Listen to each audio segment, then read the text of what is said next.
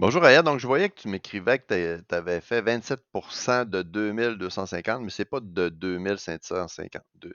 Il faut que tu trouves le nombre total de personnes qui ont voté, puis le nombre de personnes, il est identique pendant le sondage que pendant les intentions de vote.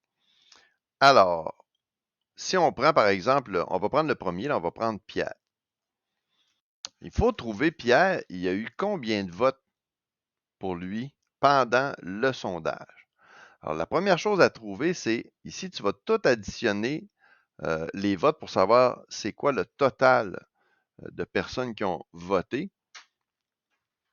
Donc, pour trouver le total de nombre de personnes, ben, tu vas additionner 2250 plus 2630 et ainsi de suite. Et tu vas trouver qu'il y a au total 9000 personnes qui ont voté, autant dans les résultats de vote que dans les intentions de vote là, au sondage.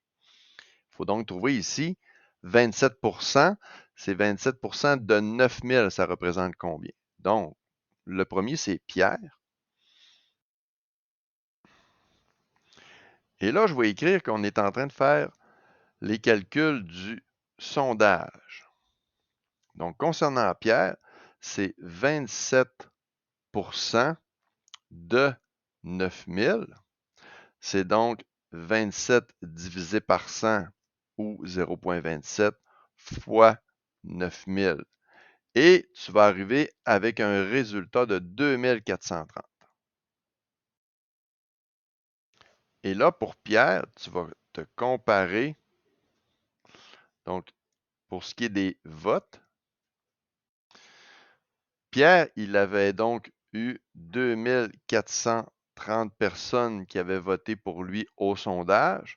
Et là, on va faire moins les personnes qui ont voté pour lui, qui sont maintenant de 2250. Et ça représente moins 180. Hein. Il y en avait plus au sondage. Bref, il y en a perdu. Alors, dans ta réponse, il faudra mettre moins 800. Donc ici, excuse-moi, c'est pas moins 800, c'est moins 180. Là, je m'excuse. Je me suis trompé. Ici, c'est moins 180. Donc ici, c'est moins 180. Et tu vas faire la même chose pour chacun.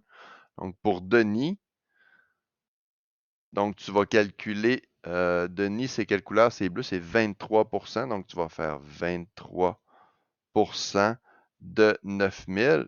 Bref, tu vas avoir tous les nombres de personnes qui ont voté au sondage et tu vas les comparer aux résultats des votes.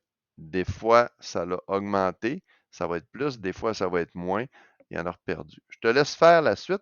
Prends le temps de le faire comme j'ai fait, puis envoie-nous ta solution, plus tes réponses. Voilà, bonne journée.